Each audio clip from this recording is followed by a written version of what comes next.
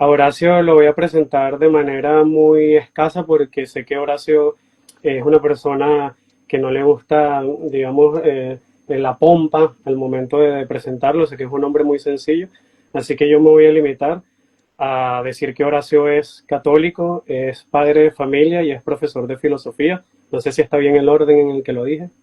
Sí, perfecto, así te bien. Vale. Y yo quiero agregar algo a título personal, que Horacio, desde el momento de mi conversión, no solo a la fe católica, porque yo siento que puedo de alguna manera describir mi conversión en dos partes. Una fue de la estupidez a la razón, temas políticos y filosóficos que me gustan mucho, y luego mi conversión al catolicismo. Entonces, Horacio tiene dos canales de YouTube, el cual luego de terminar este live, invito a todos a que vayan porque tiene una vasta información de mucho conocimiento, ya que Horacio sabe de todo un poco para que vayan a informarse no solo de nuestra fe, sino también de todos los temas pues que conciernen en cuanto a temas políticos y filosóficos que no tienen ninguna pérdida. Pero bueno, yo como solo soy un simple pecador, pues voy a parafrasear a San Agustín, que decía que cuando se hablaba del tiempo y no se le preguntaba, él sabía, pero cuando luego le preguntaban qué era el tiempo, ya no lo sabía. Así que le voy a ceder la palabra al conocedor de este tema, y es que vamos a hablar sobre el culto a la naturaleza y el cómo el regresionismo, que para que se entienda es lo que se conoce como el progresismo, pero yo creo que la nomenclatura correcta sería el regresionismo, porque lo que han intentado a través de todas estas ideologías posmodernas es regresarnos a tiempos antiguos con estas ideas antropofóbicas, de alguna manera vaciar al ser humano de lo que es Dios, vaciar el alma de su contenido trascendental y llenarlo de todas estas ideologías utilitaristas y paganas. Entonces, Horacio Giusto, que sabe de todo un poco, el tema fuerte de él es precisamente el ecologismo, que de hecho tiene un libro sobre este tema que vamos a estar hablando más adelante sobre ello. Pero bueno, Horacio, yo quiero iniciar con dos preguntas, tú las respondes en el orden pertinente que tú creas. La primera es, ¿qué sería la naturaleza o cómo se entiende lo que es la naturaleza?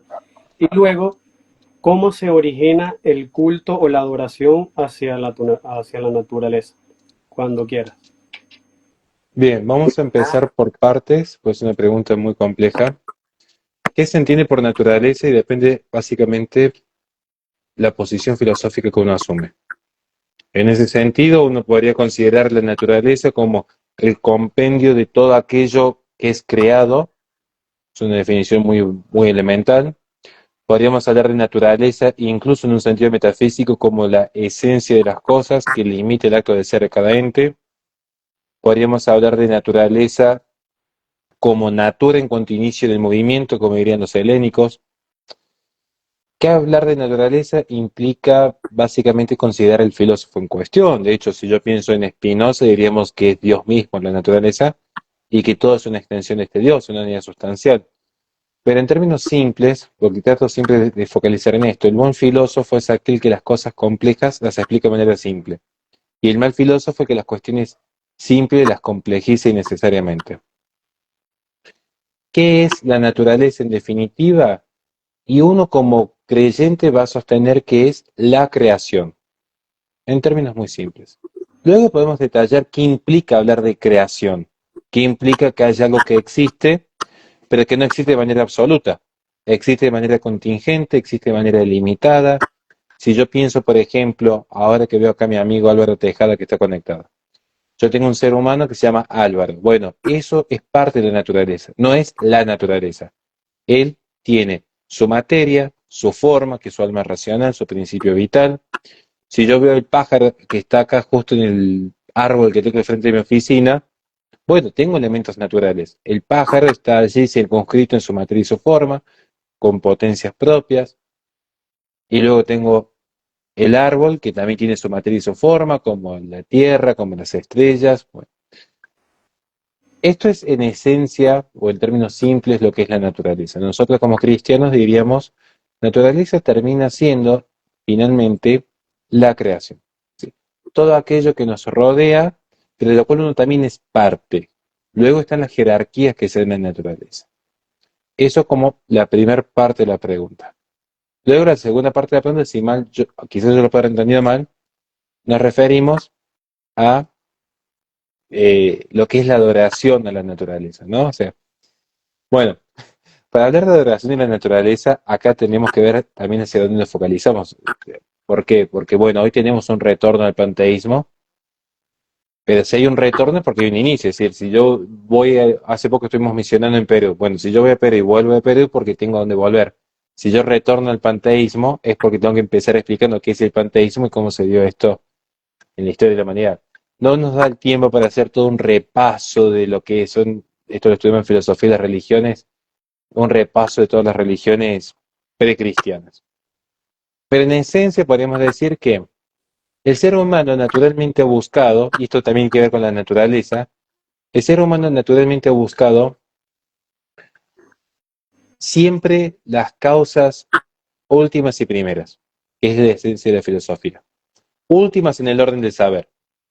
O sea, uno lo primero que conoce es el ente sensible. Yo siempre tomo como experimento a mis propias hijas cómo van desarrollándose. Entonces, de repente los niños empiezan a tocar, ¿qué es lo que conocen? El ente, lo que existe. Entonces, ¿qué van a descubrir mis hijas? Bueno, el ente. Entonces, tocan una silla y dicen, esto es un objeto que yo veo que muchos utilizan para sentarse, pero que al mismo tiempo me permite escalar hacia la mesa. Y desde la silla arrojan un objeto y ven que el objeto cae y empiezan a hacer todo un desarrollo de lo que es básicamente la fuerza de la gravedad, ¿no? Y así van construyendo conocimiento, ¿no? Así vamos construyendo conocimiento. Ahora, ¿qué es lo que sucede? Que el ser humano en estas búsquedas empieza luego a querer encontrar las causas. Entonces, claro, yo primero tengo el ente sensible, primero tengo el que descubre en el campo una vaquita, un pajarito, un arbolito, una plantita, pero después empiezo a preguntarme de dónde proviene esto. Bueno, ahí empezamos ya con el desarrollo de una ciencia más física. Empezamos con el estudio de la biología, la geología y demás. Pero que también luego tengo que yo ingresar a estudiar qué hay detrás, porque si la materia existe, hay dos grandes opciones. O la materia es eterna, que es lo que consideran casi todas las civilizaciones del mundo, consideran que la materia es eterna, y con ello el tiempo es un eterno retorno, naturalmente, porque si la materia es eterna, tarde o temprano la configuración material se va a repetir. O sea, yo hoy me ven así con canas, con arrugas, pero de acá a 1 trillón de años en el infinito, quizás se vuelve a repetir la configuración material para tener otro ratio justo haciendo exactamente lo mismo. Que es un poco lo que plantea Nietzsche en definitiva. ¿Qué es lo que van a plantear los griegos? O sea, en última instancia es la materia es eterna o la materia es creada. Pero en todo caso, creada o increada, en ambos casos va a haber un descubrimiento del orden, lo que llamamos nosotros un orden natural. Es decir, yo puedo observar, aún sin la revelación divina, que los astros comportan siempre el mismo patrón. Yo puedo observar a lo largo de la historia que los leones no poseen cultura, que los animales más elevados poseen comunicación, pero que no poseen lenguaje. Y puedo observar que hay un patrón inscripto en la propia naturaleza. Llamémosle, como dirían incluso algunos inmanentistas, monistas como Spinoza o como Fichte, tomar algunos ejemplos, que en todo caso hay geometría y aritmética, lo que llamamos, lo que ustedes podrían conocer como tiempo y espacio, que en definitiva el tiempo y el espacio no deja de ser geometría y aritmética, en última instancia. En última instancia no deja de ser eso. Entonces, si hay algo ordenado, aprehensible por nuestro intelecto, que nos permite distinguir lo uno y lo otro, debe haber de suyo algo superador, algo superior, que nos comunique en algún punto lo que es la bondad, la verdad y la belleza. En algún punto, insisto, incluso con la materia increada. Pero si está ordenada, tiene que haber un intelecto, una inteligencia ordenadora, un logos. Acá van a venir justamente todas las religiones, y por eso quiero cerrar con tu pregunta, que van en esa búsqueda de la de la causa, como dijimos, es el estudio de las causas últimas y primeras. Últimas en el orden del saber, cuando empiezo a indagar hasta ya tener que salirme por completo de la materia, a salirme por completo de la física, pero primeras en el orden del ser. Porque hay que buscar, bueno, todo esto que aquí existe, ¿por qué existe? Porque un científico me va a decir, hay fuerza de gravedad, pero luego la pregunta es, ¿por qué existe la fuerza? ¿Pudiendo no existir si todo es contingente? ¿Por qué es necesario en el cosmos que exista el planeta Tierra cuando podría no existir? ¿Por qué existo yo pudiendo no existir? Y por eso, en la antigüedad, como solo se podía acceder a lo observable, porque no se hallaba la revelación en sí, a partir de lo observable, en la observación de la naturaleza se entendía que la misma naturaleza llevaba consigo mismo las respuestas. Si yo descubro un orden, y esto es un proceso muy complicado, porque de hecho algo de verdad hubo. Esto lo decía un profesor que tuve yo, que le mando un saludo grande, Juan Pablo Roldán, que el error es una verdad que se volvió loca, pero no es una ausencia total de verdad. Si no, no podría ser creíble. La naturaleza repudia el vacío y la nada. Entonces no es que creemos en nada, en algo creemos. Repudiamos el vacío. Entonces, la cuestión es que hay un orden en la naturaleza, pero si no tengo la revelación, lo más propio que yo crea es que ese orden en la naturaleza está en la misma naturaleza. Y si ese orden está en la misma naturaleza, quiere decir que la naturaleza es en sí misma el orden. Y si la naturaleza es en sí misma el orden, entonces es la naturaleza que se ordena así y por lo tanto posee en sí esa inteligencia ordenadora.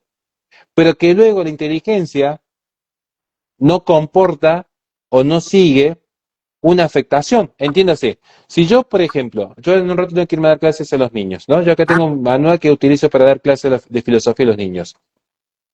Si yo leo el manual, mi inteligencia se modifica. Pero si yo quiero escribir el manual, no alcanza que solamente yo conozca filosofía, sino que mi voluntad escriba el conocimiento en el manual. Entonces, ahí es donde empezamos a ver que se empieza a darle una virtud más animista en cuanto a ánima, en cuanto a ánimos, en cuanto a alma, en cuanto a principio vital, una suerte de voluntad a la naturaleza. Y ahí es cuando empieza a aparecer este panteísmo, que es precisamente que hay un Dios que está en todo. Entonces, no es solamente un Dios que conoce, sino un Dios que conoce y que obra. Y porque hay un Dios que conoce y obra, es una naturaleza que tiene el movimiento de las mareas, el vuelo de los pájaros o el aroma de las flores. Y esa noción animista es la que va a terminar luego recalando finalmente en el paso del tiempo, porque luego va a venir la irrupción del cristianismo, pero en el paso del tiempo va a haber un retorno finalmente, porque va a haber un desprendimiento de este cristianismo en Occidente. Cuando se da este desprendimiento, hay un libro muy interesante, no me acuerdo cómo se llamaba el autor, lo leí hace 10 años atrás más o menos, que decía la luz viene de Oriente.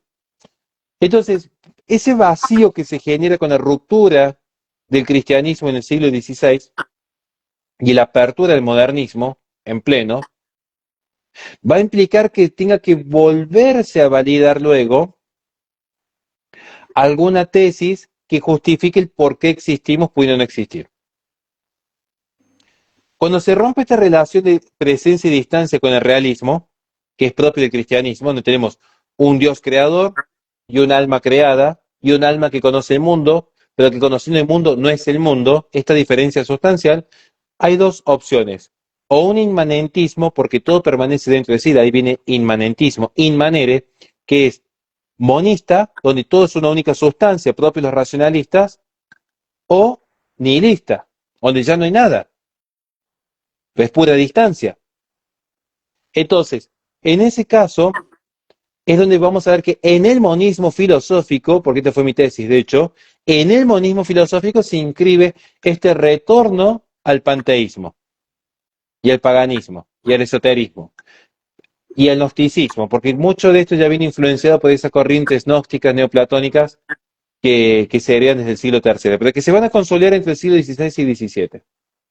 Entonces ahí es donde va a venir el racionalista Spinoza, tomando elementos de Descartes y esta distinción sustancial de res extenso, res cogitans, y va a plantear que hay una única sustancia, y donde todo es una emergencia de la misma. Hay un emerger, hay una extensión. Ya no es el concepto de participación que tiene el católico, por ejemplo, respecto a la relación del hombre con Dios, sino que todo es una extensión.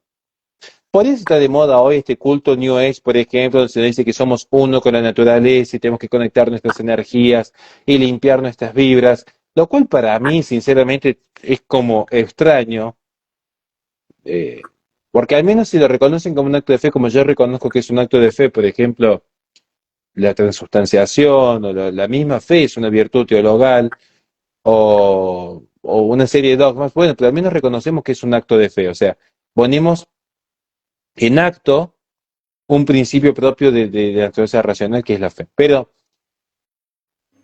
lo extraño es que lo intentan fundamentar con una suerte de cientificismo, y yo diría que es una pseudociencia este punto, al menos inspirada en Lácatos.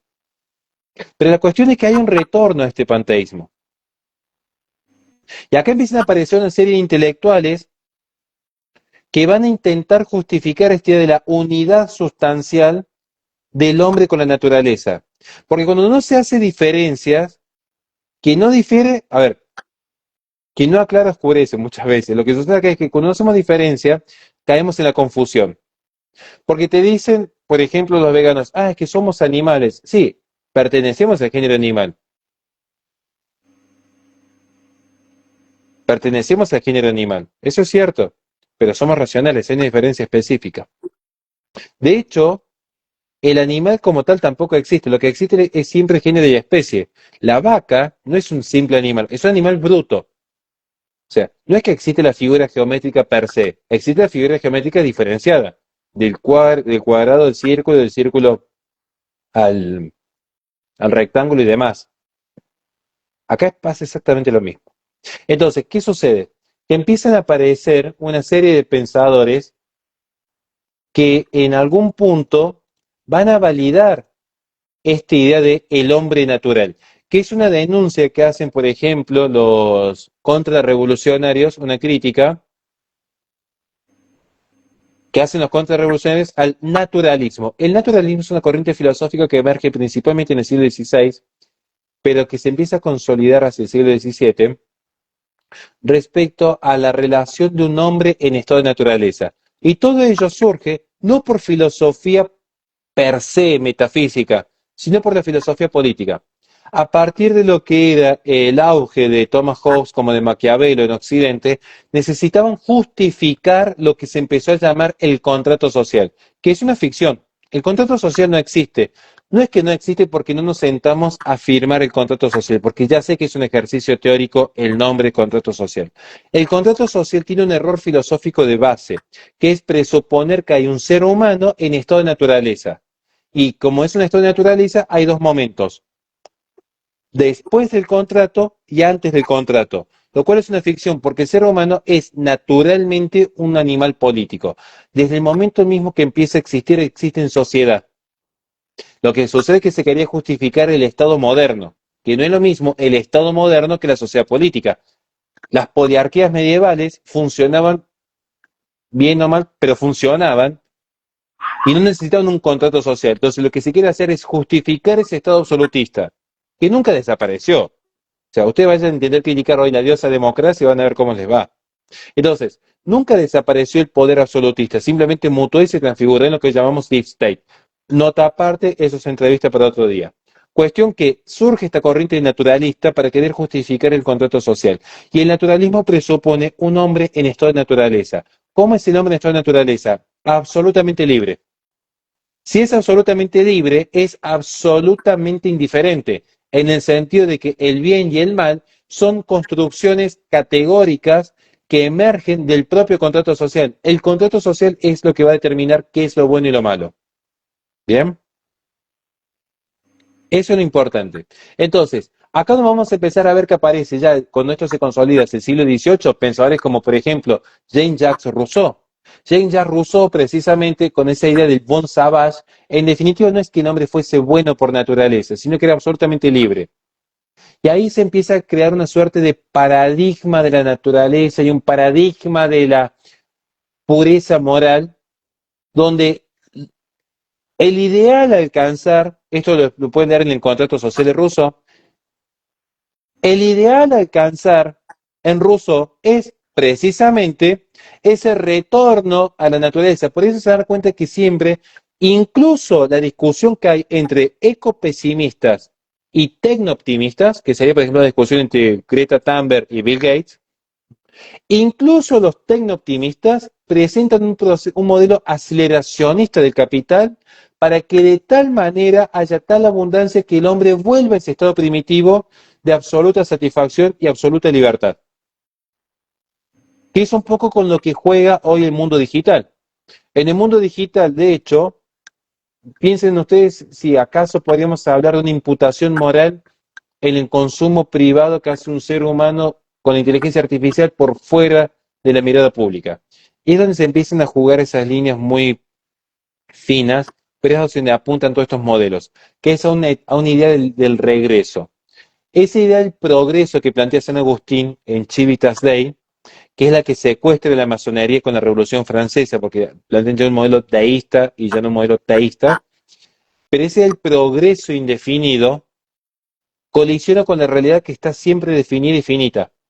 Entonces, en ese bucle de ascenso terminan generando un retorno finalmente al punto de inicio, tarde o temprano. Y por eso vemos que al día de hoy se siguen sacrificando niños, por ejemplo, en nombre del progreso y la civilización. Es una práctica habitual. Entonces, tenemos acá a Rousseau, esta idea de el bon sauvage, esta romantización y este retorno a la naturaleza, esta romantización del hombre previo a esta ficción del contrato social. Tenemos el pensamiento de Nietzsche, esa idea de el hombre ha muerto, bueno, sí, técnicamente el hombre ha muerto, de hecho sí, lo más lógico, pero esta idea de que Dios ha muerto y el hombre lo ha matado, la muerte de Dios, es lo que abre todo un camino filosófico posterior, ya hacia el siglo XIX, siglo XX, todo un camino filosófico hacia lo que es las nuevas formas de sacralidad. El hombre, el superhombre construyendo su propia moral. Es el hombre que siendo ya Dios, no va a reconocer una noción trascendental, sino el hombre en tanto ente natural constituye para sí su moral. Y está esta exaltación del eterno retorno y también lo que es la voluntad del poder, porque esa voluntad ya no es una voluntad animista de un Dios trascendental, sino que es la voluntad propia del hombre que hacia sí mismo, de manera inmanente, empieza a darse sus cánones de bondad, verdad y belleza. Bueno, con el concepto de belleza Nietzsche es muy particular. En ese sentido que, insisto, sería materia para otra entrevista hablar de Nietzsche, pero en ese punto es tan importante la noción de belleza que incluso los inmanentistas tienen que recurrir a la belleza como incluso principio civilizador.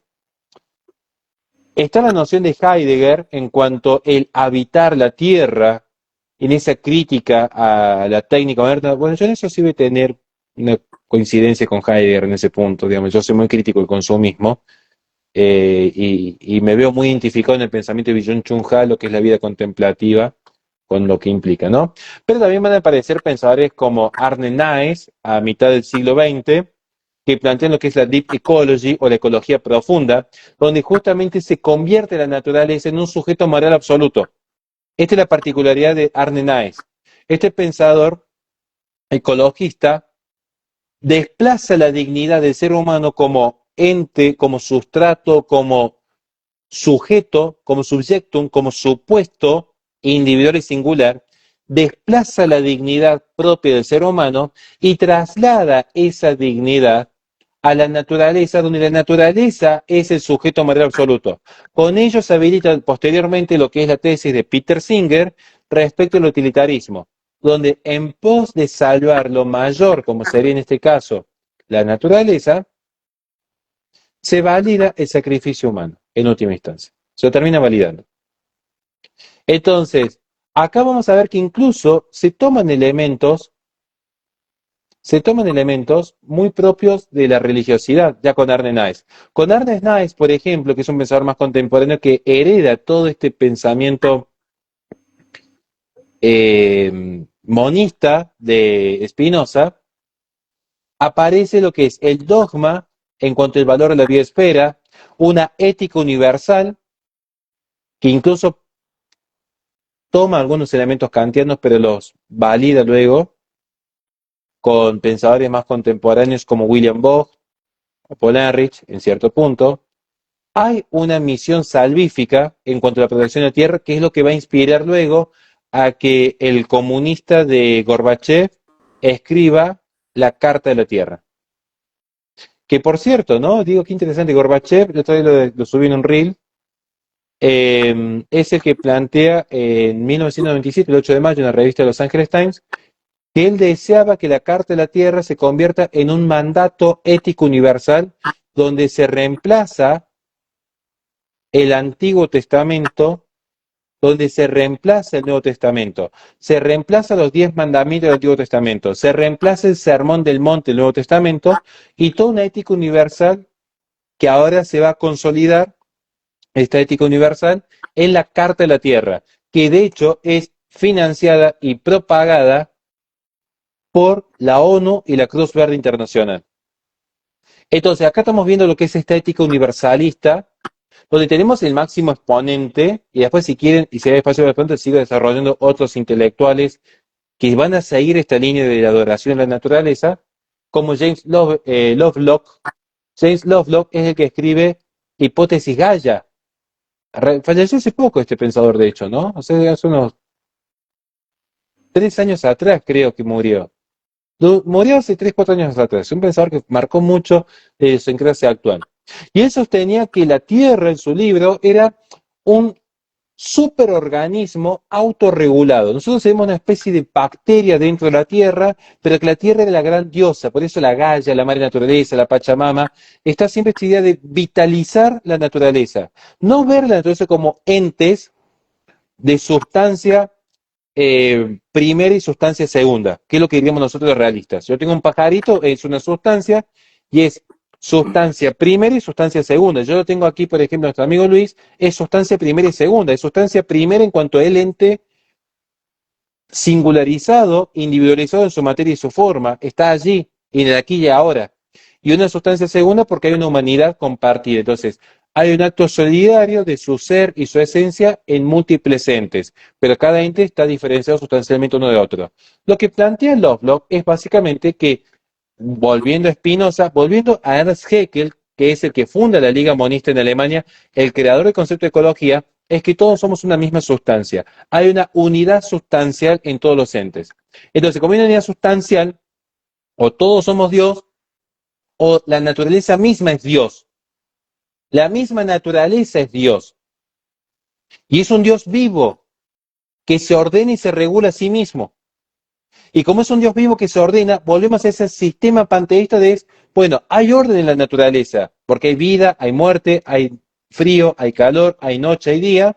Bueno, entonces quiere decir que es un Dios con inteligencia, también con voluntad, pero que está en la naturaleza, que es la naturaleza. Estos son algunos autores, yo podría seguir hablando si quieren después de Arne Naess, Lovelock, Margulis, Ehrlich, Strong, Petra Kelly, Al Gore, Greta Thunberg, Maurice Strong, Garrett Hardin, Dave Foreman, por citar a algunos intelectuales que podríamos hablar si quieren, pero que precisamente nos muestran, igual que Aldo Leopold en su Ética de la Tierra, o Petty Linkola con el ecofascismo, una adoración a la naturaleza, pero porque precisamente se confunde a Dios, al creador, con la criatura. Entonces, creador y criatura son la misma sustancia. Ese es el problema.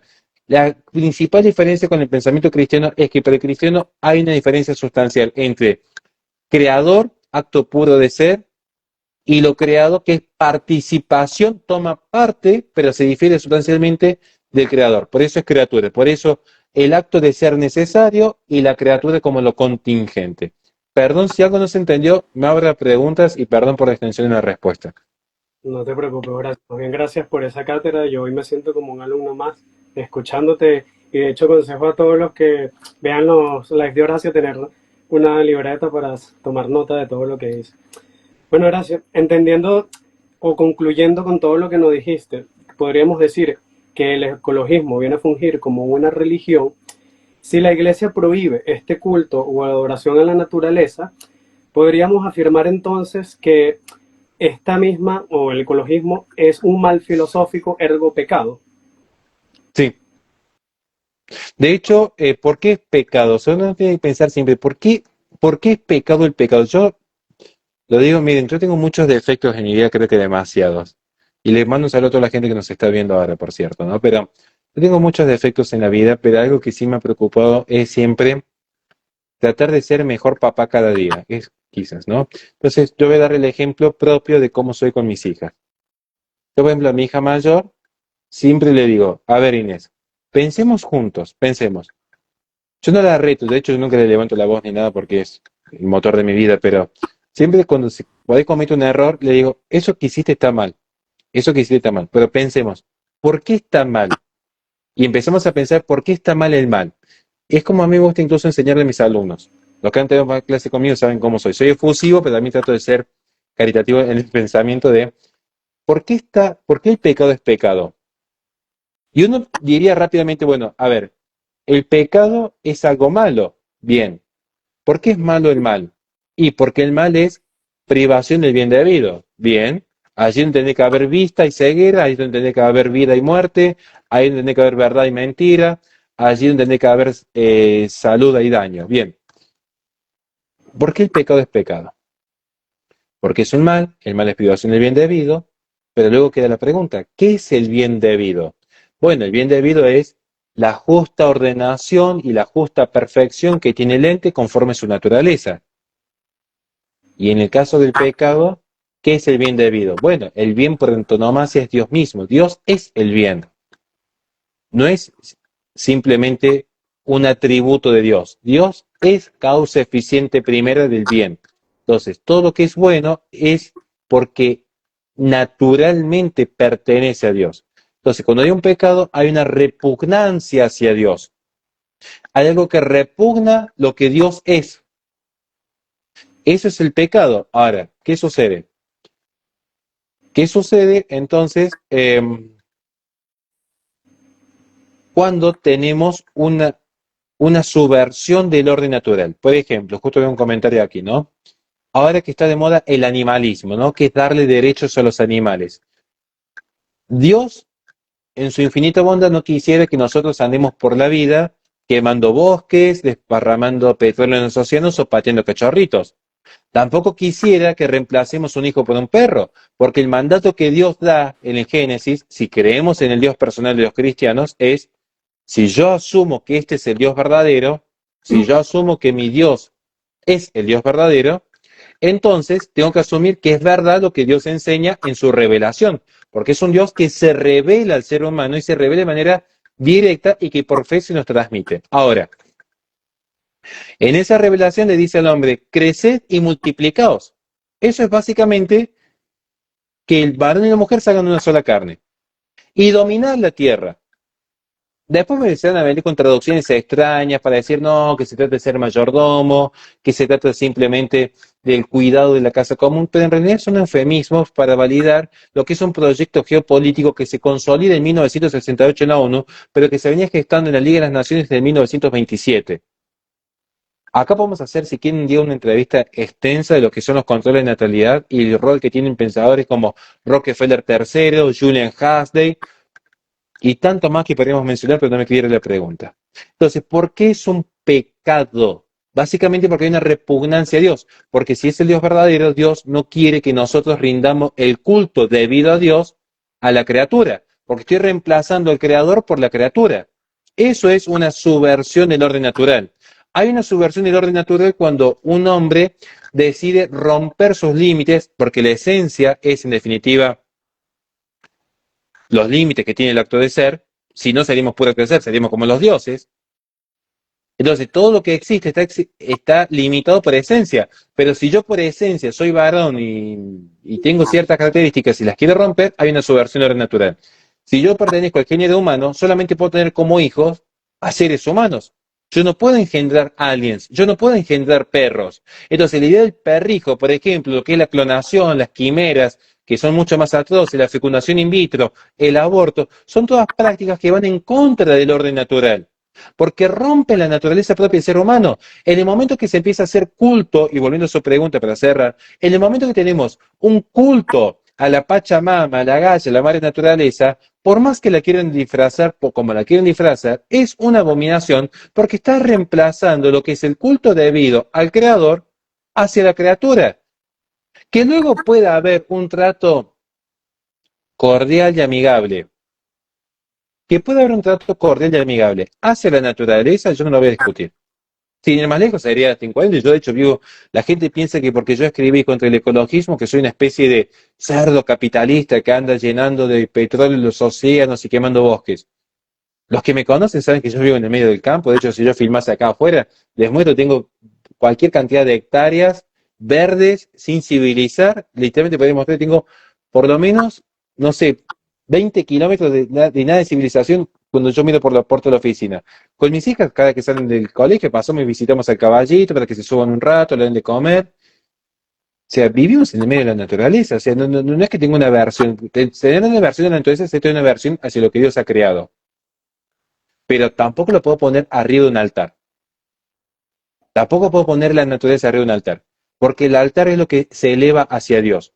No puedo elevar más que la propia alma, que es lo más elevado en este plano de existencia, hacia Dios. Lo más elevado que, porque por eso, lo explica Santo Tomás Aquino,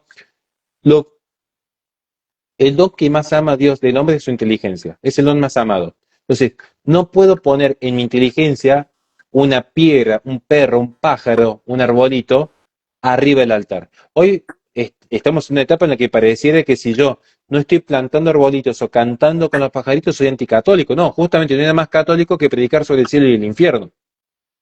Eso es lo más católico. O sea, si vamos al católico que cree en las apariciones de la Virgen, hasta donde yo me acuerdo, la última gran aparición de la Virgen fue precisamente para que no se esparzan los errores del comunismo. La aparición de la Virgen fue mostrarle a los niños, lo que era el infierno. Y ahora pareciera que no hay que hablar del infierno, cuando resulta que la misma Iglesia Católica que predica a la Virgen María quiere dejar de hablar del infierno. Creemos que hay un infierno que esperemos que esté vacío, nos gustaría que esté vacío, desearíamos que esté vacío. Hablamos de que hoy todas las religiones parecen que son el mismo camino, porque de repente pareciera que era lo mismo acá ser judío, musulmán, católico o protestante o ateo. Lo importante acá es ser buena persona, cantar con los pajaritos, plantar arbolitos. Entonces, esto es lo que es como extraño, ¿no? Porque ciertamente en su pregunta sí, es un pecado porque se está perdiendo lo que es el orden de vida. O sea, Jesucristo no vino a hablarnos de pecados ecológicos. Jesucristo vino acá a decirnos, carguen su cruz y síganme. Entonces, ese es el punto. Perdón si me fue un poquito de tema, pero la respuesta es sí, es un pecado y es una abominación porque es un pecado contra el primer mandamiento. Directamente es un pecado contra el primer mandamiento. Bien, de hecho quería decirte que el vivir tú ahí es cumplir el sueño que seguramente muchos de nosotros tenemos, ¿no? Para que luego no nos digan que somos antinaturales. Y de hecho me hiciste acordar, Horacio, una frase que se repite mucho, una frase que yo podría nomenclar como antropofóbica, que es cuando dicen que el ser humano viene a destruir la naturaleza como que si no fuéramos parte de ella. De hecho, el ser humano es anterior a muchas especies de animales. Entonces se hace ver como que si el planeta es la casa únicamente de las plantas y de los animales y que el ser humano de repente apareció por ahí para causar daños y estragos, pero es que nosotros somos parte de esa naturaleza, como tú dices, partícipes de ella. Y te quería preguntar, Horacio, porque, a ver, esto es una conclusión o un análisis que hice yo bastante escueto, que no sé cómo veas esa lectura, pero de todas las ideologías y de todos los males que tiene el regresionismo, me parece que esta, la del culto a la naturaleza, ecologismo, Pachamama, como lo quieran nomenclar, porque cada 5 años le cambian el nombre, ha sido la más exitosa de todas, porque si por ejemplo vemos el feminismo, el movimiento LGBT o los abortistas, no logran como agrupar a la gran cantidad de personas porque se enfocan en algunas minorías o en unos grupos específicos. Pero cuando se habla como justificación de cuidar al planeta porque supuestamente lo estamos destruyendo, logran de alguna manera amalgamar a muchas más personas.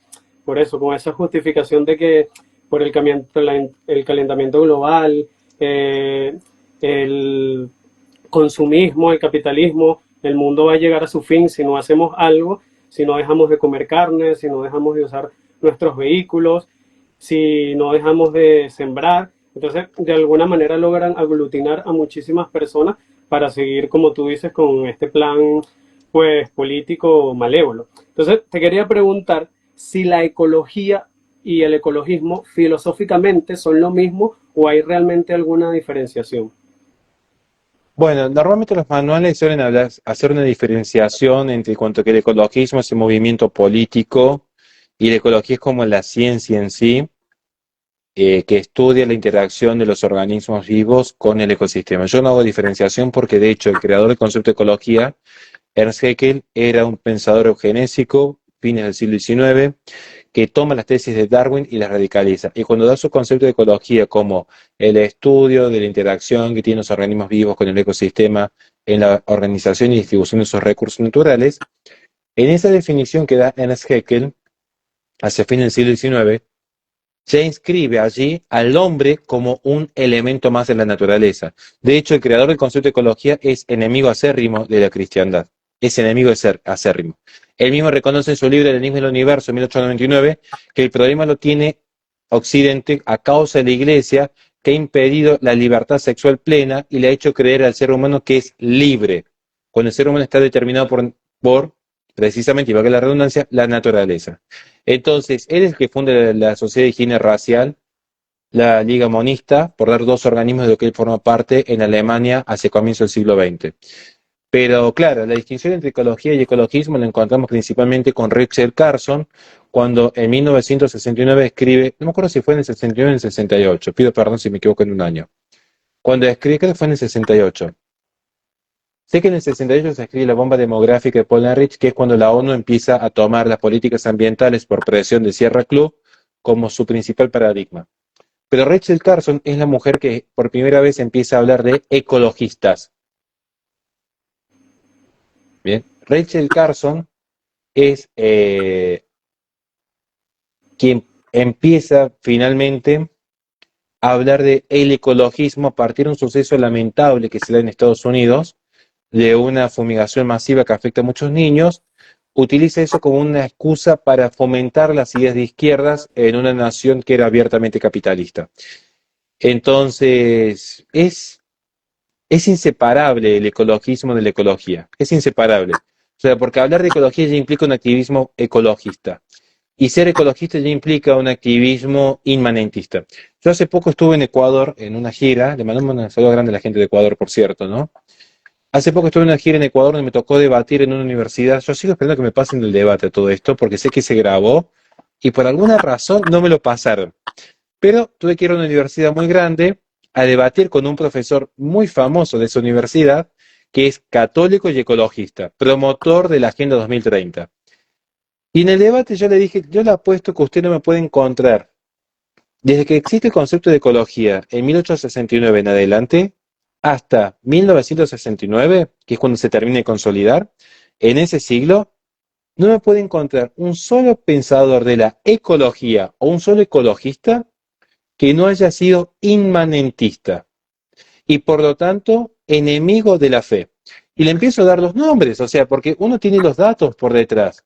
Entonces yo le decía, ¿qué sucede, por ejemplo, aquí?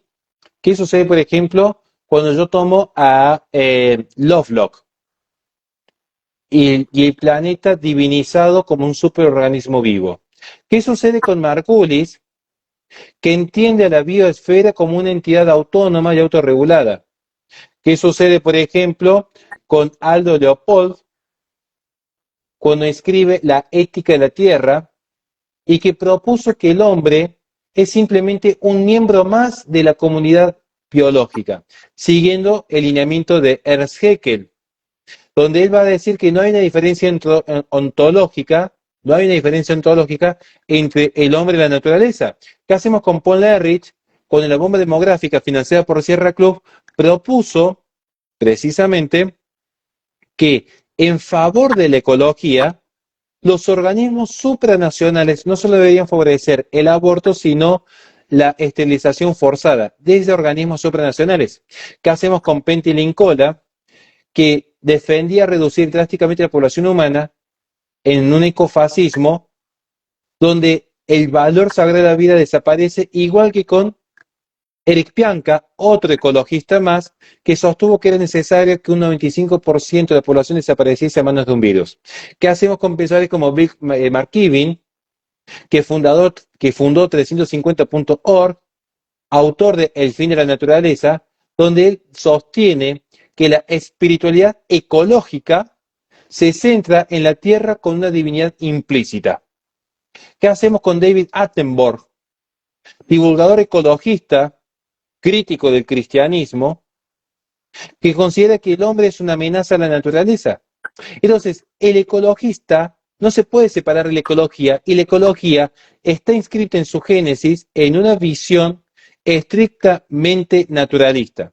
Considera al ser humano como un producto más de la evolución. Por lo tanto, no hay una moral trascendental, sino es una moral inmanente. Y con ello lleva por detrás que no va a haber ningún tipo de crítica a prácticas como el aborto o la eutanasia, ni siquiera a lo que es el verticalismo en la imposición de políticas públicas. El ecologismo y la ecología son inseparables. Y la ecología ya está inscrita implícitamente en una tesis darwinista, cientificista, que termina curiosamente del cientificismo abrazando el panteísmo. Y un poco lo que pasa con la Revolución Francesa. En esa revolución de la razón terminan dándole culto a la diosa razón y cometiendo actos irracionales como fue la guillotina, como la confiscación de bienes de la iglesia o el abuso de las monjas. O sea, lo que los liberales a veces se olvidan de contar en su historia. Pero bueno, esto es un poco respondiendo a su pregunta. Gracias, Horacio. Y voy a ponerme ahora un poco polémico porque ¿cómo podríamos explicar que el culto a la naturaleza, siendo un pecado, haya llegado hasta el Vaticano? Porque mucha gente con la encíclica de nuestro Papa Francisco, Laudato Si, comenzó a hacer preguntas, a causar mucha confusión. Luego con esta misa en donde se le decía que se le hacía culto a la Pachamama, porque luego es complicado ver que nuestra iglesia, nuestro magisterio de 2000 años, que está totalmente en contra de eso y que lo dice, luego en la práctica pareciera que estuviese en el mismo camino de la agenda, ¿no? Bien, me gusta su pregunta porque usted dijo algo muy interesante. Al final, todo lo que ha dicho es interesante, eso no mal digo, pero todo lo que ha dicho es interesante, pero al final dice algo que es muy llamativo, que es en la práctica. Si ustedes estudian los manuales que tienen los intelectuales de la izquierda en general, la izquierda, la izquierda tiene un fundamento, no podemos decir metafísico porque niega la metafísica, pero tiene un fundamento en lo que es propiamente la materia, la contingencia, lo emergente. Y esto es la clave para entender por qué sucede lo que sucede. Usted dijo en la práctica. Miren, cuando salió Fiducia Supplicans, hablando de polémicas, muchos advertimos que el problema no estaba en lo que decía el documento, porque el documento era ambiguo. Yo siempre dije, el documento es ambiguo. Yo no dije que el documento está mal per se, es ambiguo. Pero el problema está en la práctica, porque lo que le interesa a la izquierda es la praxis, en la práctica. Las grandes revoluciones se gestan en la práctica. Si uno ve el Segundo Concilio Vaticano II, uno diría formalmente pareciera que no hay margen de error, pero en la práctica sí se permitió, por ejemplo, una serie de abusos litúrgicos, en la práctica. Entonces, a mí cuando hay gente, yo cuestiono a veces, me dicen, no, porque mira, acá el documento dice X. Es que no me interesa el documento en sí, porque yo también puedo escribir muchos documentos bonitos. Yo también puedo decir Padre, Padre, pero no todo lo que dice Padre, Padre cumple la voluntad del Señor. Lo que importa son los hechos, lo que importa es la realidad. Y esto lo entienden todos los pensadores revolucionarios. Quiere cambiar la praxis. Por eso tenemos pensadores como Guattari o Deleuze que planteaban lo que es la revolución eh, privada, o mejor dicho, molecular. Se me ha ido la palabra. No sé por qué le metí privada. Que alguien me explique por qué dije la palabra privada. Nada que ver. La revolución molecular que plantea Guattari y Deleuze. ¿Qué es esta revolución que se va gestando desde lo micro? Desde una hija que le desobedece al padre, desde un alumno que desobedece al profesor, desde una persona que comete un pequeño delito contra los grandes capitales. Y así se va generando en la praxis una revolución. Lo que pasó con Laudato Si y Laudate Deum es precisamente esa micro revolución donde hubo toda una infiltración de ecologistas que en la praxis iban cambiando paulatinamente el sentir del catolicismo. Fue paulatino y fue incrementándose. Entonces teníamos una iglesia presionada por poderes internacionales como la ONU, donde todo el discurso gira en torno a la ecología. Entonces, ¿qué quisieron hacer? Y no sé por qué no puedo juzgar los corazones, pero en la práctica, ¿qué sucedió? Que la Agenda 2030 se firmó en el año 2015. En la conferencia parte de 2015 es cuando se toma el informe John Cox, que había sido rechazado a nivel mundial por inverosímil, la ONU lo estableció como un dogma de fe. Año 2015, con el informe John Cox se establece la Agenda 2030, para darle continuidad a lo que eran los protocolos de Kioto y luego los acuerdos del milenio. ¿En qué año se publicó Laudato Si? 2015. Entonces, en esa idea de querer ayornarse al mundo, se olvidan que el cristiano no está llamado a pertenecer al mundo. Y lo que sucedió es que finalmente, en esa suerte de responsabilidad con la casa común, para tomar distancia de ese ecologismo político, finalmente terminaron comprando el discurso del mundo. El discurso de el capitalismo es malo, que el dinero es horrible, que la Pachamama, que la Gaia, que la madre naturaleza, que la diversidad cultural, que el respeto y el diálogo interreligioso, y todo eso fue en deterioro de la tradición. A mí cuando me hablan de hermenéutica y la continuidad, yo digo, ¿cómo puedo hablar de hermenéutica y la continuidad cuando tenemos que hoy, en la praxis, se nos habla de que todas las religiones son un camino a Dios, pero resulta que el Papa Pío IX, el Papa León XIII, el Papa Pío X, condenaron el indiferentismo religioso, lo condenaron, abiertamente lo condenaron. Entonces, es como extraño, o no, porque entendemos que en realidad hay una presión de grupos de élites de poder que intentan infiltrarse en todos los espacios. Yo no soy quien para juzgar ni las intenciones ni la actividad de un papa.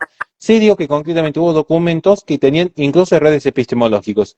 Ejemplo concreto, Laudate Deum. Laudate Deum tenía errores epistemológicos, o sea, errores básicos, incluso en su redacción. Entonces, ahí es donde vamos a ver que precisamente se da este fenómeno que usted bien plantea, y que incluso ahora el Papa actual ha tenido que salir a aclarar que nosotros no le rendimos culto a la Pachamama. O sea, si tiene que aclararse porque había confusión. Entonces, no me pueden decir que el mensaje fue claro cuando el propio Papa tiene que salir a aclarar. No me pueden decir que fiducia supplicans es algo claro cuando obispos, teólogos, doctores de la iglesia salen, bueno, doctores no, pero digo, cuando los propios obispos y teólogos fue un parteaguas fiducia supplicans, fue un parteaguas Laudato Si, fue un parteaguas Amores Leticia. Son todos documentos que uno lo ve, ve la claridad con la que se condena, por ejemplo, la masonería, la claridad con la que se condena el liberalismo, con la que se condena el comunismo, con la que se condena el modernismo, y acá hay un documento ambiguo, confuso. Y eso llevó a muchas distinciones y divisiones que vimos actualmente. Y bueno, esperemos, Dios quiere, que con el tiempo todo se vaya aclarando, pensando siempre y ante todo en la unidad de la iglesia. Así es, Horacio, gracias. Y siguiendo ese hilo conductual de la praxis, te quería preguntar más a modo de reflexión para todos los que te estamos escuchando. A ver, ¿cómo nosotros, más allá de que sabemos que está mal el culto a la naturaleza y todo lo que nos has comentado del ecologismo, pero una cosa es saberlo nosotros y la otra cosa luego es transmitir la verdad y que la persona que nos escuche lo entienda?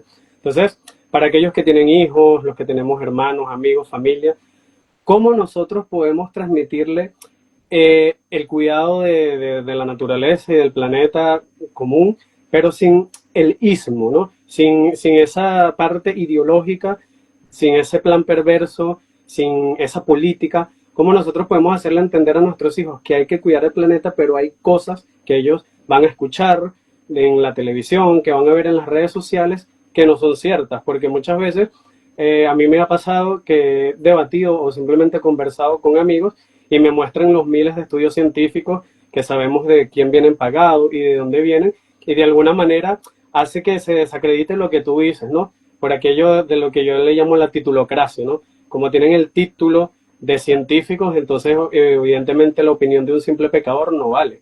Entonces, ¿cómo podemos nosotros de alguna manera transmitir la verdad a los demás para que entiendan esa diferencia entre lo que es y lo que no es. Muy buena pregunta, la verdad que es muy, muy buena pregunta. Y para ya ir terminando, porque de hecho tengo que entrar a dar clases en breve, pero una vez estaba en México y me hicieron una pregunta idéntica, idéntica. Y de hecho a mí me tocó hacer las giras cuando estaba todavía el Papa Francisco con vida, entonces era como un tema muy delicado y estaba como en el ojo de la tormenta. Pero yo le respondí al que me preguntó, se dio una casualidad.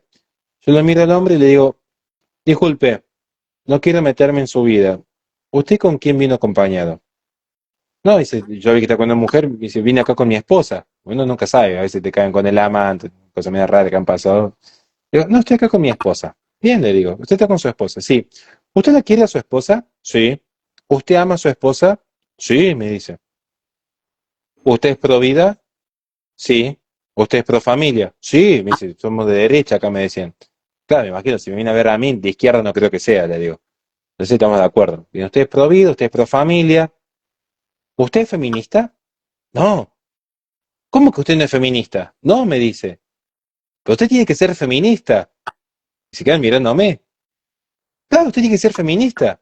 Usted para cuidar y respetar a su mujer, usted tiene que abrazar el feminismo que le está diciendo a los varones que hay que cuidar y respetar a la mujer, ¿o no? No, me dice, el feminismo le daña a la mujer. Bien, nos vamos entendiendo. Nos vamos entendiendo.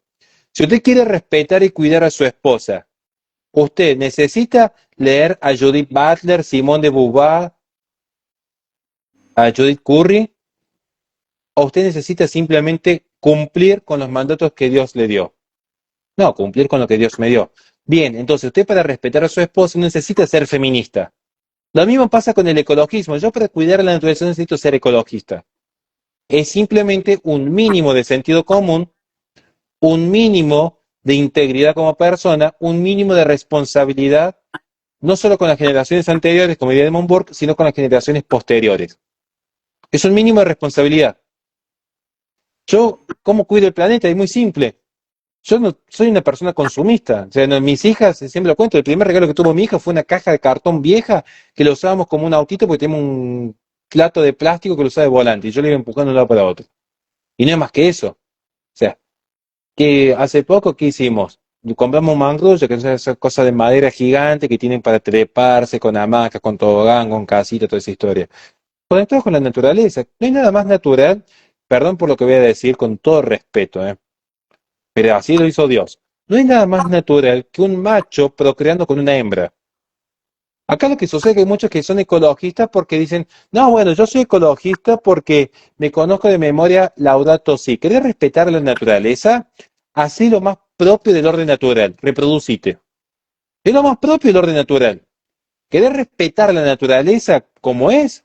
¿Qué significa naturaleza? Natura, ¿qué significa natura? Nacimiento, ¿qué es nacimiento? Inicio de movimiento. Movete. No puedes tener hijos porque sos un laico consagrado. Anda y ayuda a la iglesia. Que hay muchos ancianos que se están muriendo solos. Hay muchos niños que no tienen programas de alfabetización.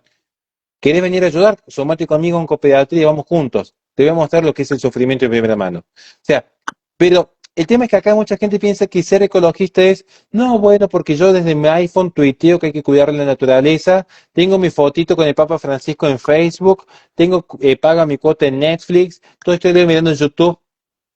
¿Dónde está la naturaleza ahí? Vení, ensuciate los zapatitos en el barro, llevémosle un poquito de leche a los niños que no tienen para comer, vas a ver lo que es la naturaleza. Entonces, ¿cómo se hace esto? No es apelando a discursos ecologistas. De hecho, es muy fácil ganar un debate a un vegano, por ejemplo, ¿no? El vegano viene y te dice, no, bueno, porque vos no estás obligado a comer carne, vos elegís comer carne por placer porque podías no consumir. Ah, mira qué interesante. Che, ¿quién te obliga a vos a usar un celular? Porque para fabricar la batería de un celular, todo lo que es extracción de litio, cobalto, cobre, las tierras raras, incluso se requiere no solamente mano de obra de esclava, sino la explotación de un ecosistema entero. Ay, no, que yo lo necesito. No, necesitar no necesitas. Podrías vivir sin celular tranquilamente, que hay gente que vive sin celular. Lo que pasa es que vos sí podés justificar como vegano tu comodidad. A vos como vegano te queda cómodo tu celular para mirar YouTube, pero no querés que yo sea una persona cómoda, que me queda muy cómodo hacerme un asado después de misa, que es lo que hago siempre. Entonces, ahí nos vamos a ver que finalmente qué es lo que importa. Un mínimo de coherencia en la vida con algo de responsabilidad y sentido común. O sea, ¿para qué me voy a andar comprando yo 20.000 productos descartables si de hecho no necesito tanto para ser feliz? Yo tengo un plato, yo soy una persona muy quisquillosa, así que tenemos pocos platos, pero que nos duran toda la vida, ¿no? Entonces, no necesitas mucho en la vida para ser feliz. Vos cuando empezás a darte cuenta que todo lo tenemos por basura, todo al lado de Cristo lo tenemos por basura, entonces con que tengas tu techito dos aguas, tu autito ahí que esté tranquilo, tu perrito que le tire los huesos después de cada comida, un caballito en el patio, si tenés la suerte de tener patio como es mi caso, ya no es más que eso, no es más que eso, no necesitas más. O sea, ustedes ven mi oficina, tengo el techito de madera, un par de ladrillitos, y ya está, y mis libros, pero tampoco caer en un fanatismo de que creer que porque tenemos hijos reproducimos la huella de carbono, que no hay que tener hijos por el cambio climático. Esa es la gran farsa, esa es la gran farsa. O sea, que hay mucha gente que no entiende esto. Uno le dice a los propios católicos, ¿necesitas ser feminista para cuidar a la mujer? No. ¿Qué harían si un papa saca una encíclica feminista? No, es un error. Bueno, lo mismo que pasó con el ecologismo. Es lo mismo que pasó con el ecologismo. No necesitas que te vengan a inventar pecados ecológicos, porque los pecados son una ofensa a Dios. Entonces, si es una ofensa a Dios, va a estar en los 10 mandamientos.